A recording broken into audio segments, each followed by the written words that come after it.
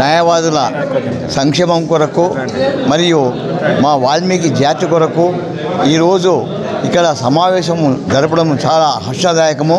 ఈ Dhone bar association తరపున మా వాల్మీకి న్యాయవాదులందరూ కూడా మరి మా కర్నూలు న్యాయవాదులు, ఆదోని న్యాయవాదులు, వాల్మీకి న్యాయవాదులు, అదేవిధంగా పత్తికొండ, మరి ఆలూరు, మరి నందికొట్కూరు, మరి ఆలగడ్డ, నంద్యాల, గుత్తి, ఈ అందరు కలిసి న్యాయవాదులు ఇక్కడ సమావేశమయ్యి మా యొక్క వాల్మీకుల చిరకాల కోరికైన వాల్మీకి కులాన్ని మరి ఎస్టీ జాబితాను చేర్చాలని చెప్పి చాలా కృషి చేసిన మా నాయకులందరూ కూడా స్వర్గస్థులైనారు.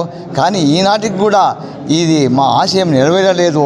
కానీ మేము న్యాయవాదులం అంతా, వాల్మీకి న్యాయవాదులం అంతా ఓ సంఘటితంగా ఏర్పడి మా యొక్క కోరికను సాధించడానికి కృషి చేస్తున్నాము. ఈ విషయము స్టేట్ లెవెల్లో అంటే ఆంధ్రప్రదేశ్ రాష్ట్ర లెవెల్లో కూడా మేము అందరికీ కనువిప్పు కలిగించి మా యొక్క వాల్మీకి సంఘాలను ఐకమత్యంగా చేసి మా యొక్క ఆశయ సాధనకు కృషి చేస్తాము. కాబట్టి మా వాల్మీకి సంక్షేమం మొదటి నుంచి కూడా వెనుకబడిపోయింది. ఏ రాజకీయ నాయకులు కూడా, ఏ ముఖ్యమంత్రి కూడా, ఎవరు కూడా, ఏ గవర్నమెంట్ వచ్చినా కూడా మా యొక్క ఆశయాలను నెరవేర్స్తామని చెప్పి ప్రామిస్ చేస్తూ మాకు అన్యాయం చేసినారు.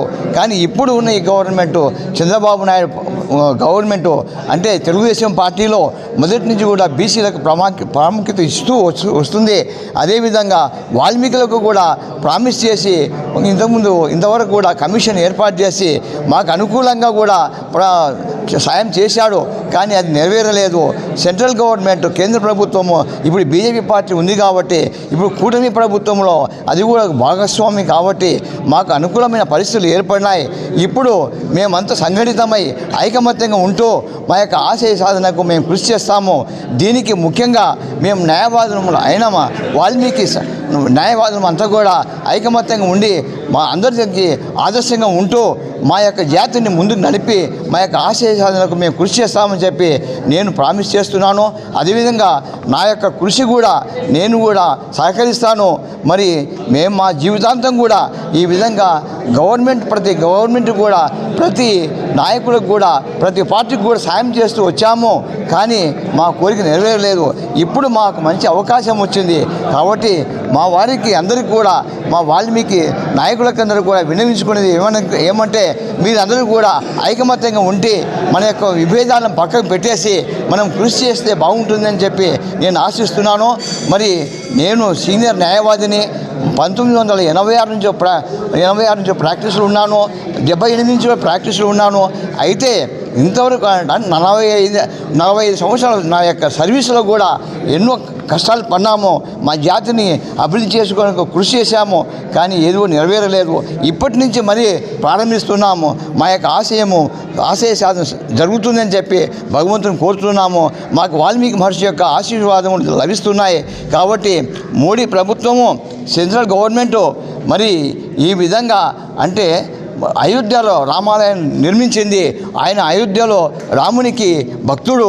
అదేవిధంగా మా వాల్మీకి మహర్షి కూడా రామాయణానికి ముఖ్య రచయిత కాబట్టి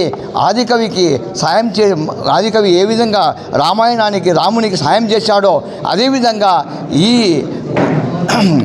నరేంద్ర మోడీ అంటే ప్రధానమంత్రి మాకు సాయం చేశారని ఆశిస్తున్నాం. మా యొక్క కోరికలు నెరవేరుతాయని చెప్పి ఆశిస్తున్నాం. కాబట్టి మన అందరం కూడా కొంతవరకు కూడా కొన్ని ఉద్యమాలు చేయాల్సి వస్తుంది. అయినా మేమంతా కలిసి పోరాడతామని చెప్పి హామీ ఇస్తున్నాం. నా యొక్క మనవి ఏమంటే మనము ఐకమత్యంగా ఉండాలి. మన యొక్క న్యాయవాదుల యొక్క సంక్షేమం కొరకు మనం కృషి చేయాలి. ఇది నా యొక్క సందేశం. Thank you. నా పేరు అందరికీ నమస్కారం. నా పేరు భాస్కర్ నాయుడు. డోన్ బార్ నందు ప్రాక్టీస్ చేస్తున్నాను.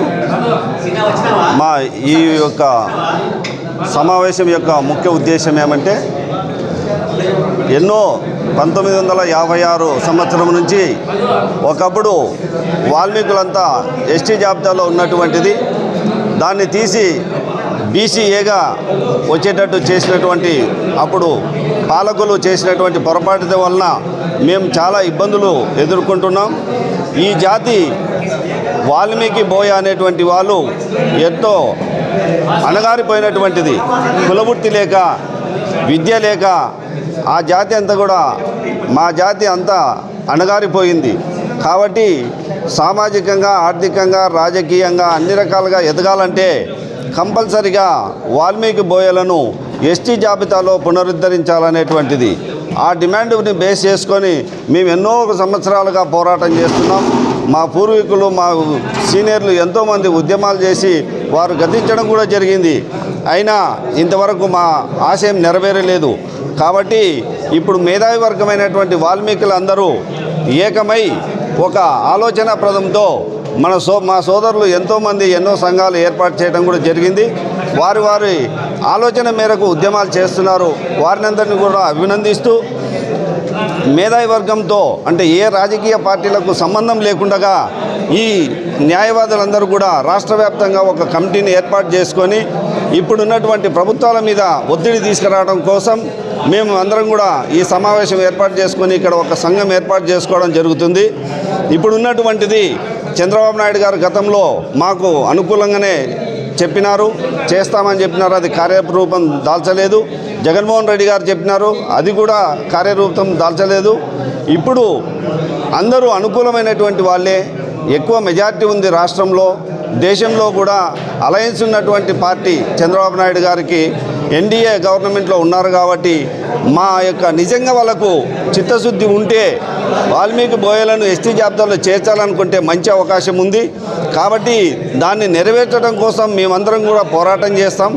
ఐక్యంగా ఒక కమిటీని ఏర్పాటు చేసుకొని ప్రధానమంత్రి దగ్గరని, ముఖ్యమంత్రి, ప్రధానమంత్రిని అందరినీ కూడా మేము వాళ్ళ మీద ప్రెజర్ తీసుకొచ్చి మా యొక్క ఆశయంను నెరవేర్చుకోవడం కోసం ముందుకెళ్తున్నామని తెలియపరుచుకుంటున్నాను. అందరికీ అవకాశం ఇచ్చిన అందరికీ ధన్యవాదాలు చెప్పుకుంటున్నాను. ఇక్కడ ఈరోజు వాల్మీకి న్యాయవాదుల ఆత్మీయ సమ్మేళనం జరిగింది. ఈ సమ్మేళనంలో ముఖ్యంగా వాల్మీకులను ఎస్టీ జాబితాలో చేర్చాలని తీర్మానించినారు. దానికోసము కేవలము న్యాయవాదులే కాకుండా మిగతా డిపార్ట్మెంట్స్ కానీ అందరినీ కోఆర్డినేట్ చేసుకొని డాక్టర్స్ కానీ తర్వాత మిగతా డిపార్ట్మెంట్స్, టీచర్స్ అందరూ ఐకమత్యంగా కృషి చేసి వాల్మీకులను ఎస్టీ జాబితాలో చేర్చేందుకు కృషి చేయాలని కోరుకుంటున్నాను. ఈ అవకాశం ఇచ్చినటువంటి అందరికీ నా థ్యాంక్స్. నేను doctor Madhav Krishna, assistant professor, government general hospital, Kurnool.